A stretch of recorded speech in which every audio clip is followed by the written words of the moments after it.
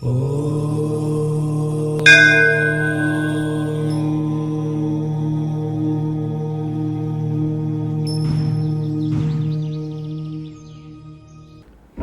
మీ విశ్వకర్మ వాస్తు YouTube ఛానల్కి స్వాగతం. ఈరోజు టాపిక్ ఏంటంటే పురాతన వాస్తు, మోడర్న్ వాస్తు. అంటే ఈ మధ్యకాలంలో చాలామంది చెప్తున్నారు ఇది పురాతన వాస్తు అంటే ఇదే పాటించాలి, మోడర్న్ వాస్తు అంత తప్పు, ఇది తప్పు, వాడకూడదు, ఇది పాటించకూడదు. అంటే పురాతన వాస్తు అంటే అసలు వాస్తు మనం కనిపెట్టామా? వాస్తు మన ఋషులు మహర్షులు దివ్య శక్తితో కనిపెట్టి మనకిచ్చారు. సో ఏమేం కాంపోనెంట్స్ పనిచేస్తున్నాయి దీని వెనకాల, ఏం బాధ్యత అంటే మనకు తెలీదు. మనకి ఇప్పుడు ప్రిన్సిపల్స్ మాత్రమే మన దగ్గర ఉన్నాయి, అవి మాత్రమే మిగిలాయి. అవి పాటిస్తున్నాము, రిజల్ట్స్ కూడా వస్తున్నాయి. అలాగే రాసింది తూచా తప్పక జరుగుతుంది. ఎలా ఉంటే ఇలా అవుతుంది అంటే అలా ఉంటే అలాగే అవుతుంది. ఆగ్నేయ దోషం రెండో సంతానాన్ని ఇబ్బంది పెడుతుంది, వాయువ్య దోషం మూడో సంతానం పైన ఎక్కువ ఉంటుంది అని ఉంది. ఆ దోషం వెళ్ళి చూస్తే మనకు కరెక్ట్గా కేస్ స్టడీ అదే కనపడుతుంది.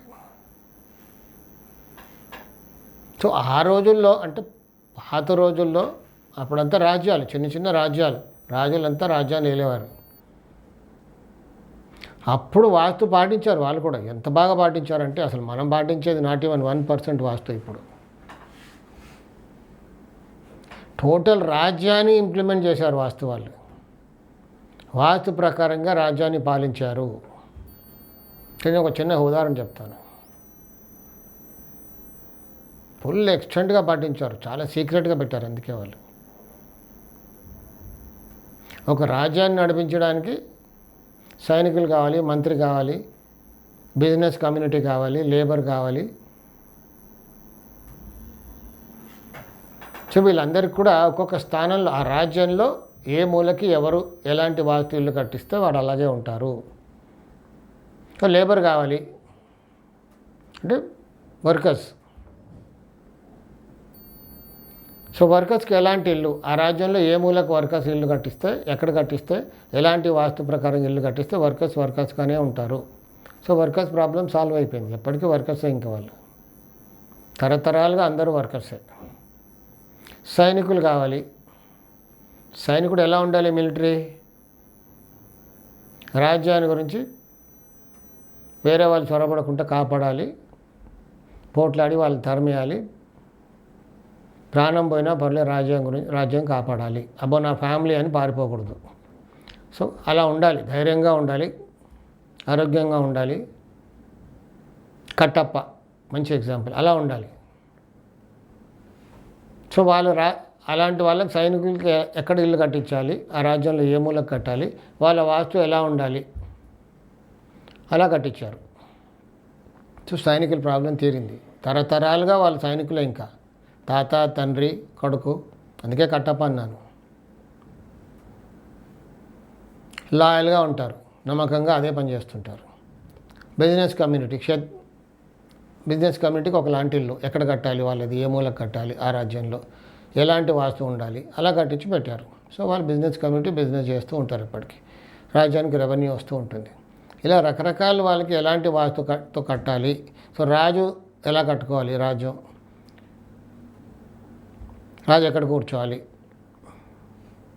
ఆ పవర్ ఎలా ఉంటుంది అనేది చాలా సీక్రెట్గా పెట్టి అలా కట్టారు. సో ఇప్పుడు కాలం చెల్లిపోయింది కాబట్టి అది ఆ శాస్త్రాన్ని కూడా కాలం చెల్లింది. ఇప్పుడు అందరూ చదువుకున్న వాళ్ళు అందరూ బాగుపడాలి. సో కొన్నాళ్ళు అది సీక్రెట్గా పెట్టారు కాబట్టి కొన్నాళ్ళకి అంతరించిపోయింది. రాజ్యాలు పోయారు, రాజులు పోయారు కాబట్టి ఆ సైన్స్ కూడా పోయింది. తర్వాత కొంతమంది కష్టపడి మళ్ళీ బయటకు తీసుకొచ్చారు. సో ఇప్పుడు మోడర్న్గా మనకి అందరూ పైకి రావాలి. సో లేబర్గా పెట్టలేం కాబట్టి లేబర్ పిల్లలు కూడా ఇప్పుడు చదువుకుంటున్నారు. సో మంచి ఆఫీసర్స్ అవుతున్నారు, బిజినెస్ మెన్ అవుతున్నారు. సో ఇప్పుడు ఆ కాలం చెల్లింది అది. ఇప్పుడు అందరికీ వాస్తు మళ్ళీ తెలిసి వచ్చింది కాబట్టి అందరూ పాటిస్తున్నారు. సో ఇది మోడర్న్ వాస్తు తేడా ఏంటి? మనం అదే వాస్తు వాడుతున్నాం, కాకపోతే ఇప్పుడు అందరికీ అప్లికేబుల్ చేసి వాడుతున్నాం. ప్రతి ఒక్క కమ్యూనిటీకి అప్లికేబుల్. వర్కర్సే ఉండాలి అని కాదు, వర్కర్స్ లేబర్ కమ్యూనిటీ వాళ్ళు కూడా ఇప్పుడు ఆటో నడిపించే వాళ్ళ పిల్లల్ని కూడా మంచి మంచి ఇంటర్నేషనల్ స్కూల్తో చదివించగలుగుతున్నారు, చదువుకుంటున్నారు. ఐఏఎస్ ఆఫీసర్స్ కూడా వస్తున్నారు, ఐఏఎస్ ఆఫీసర్ కూడా వచ్చారు.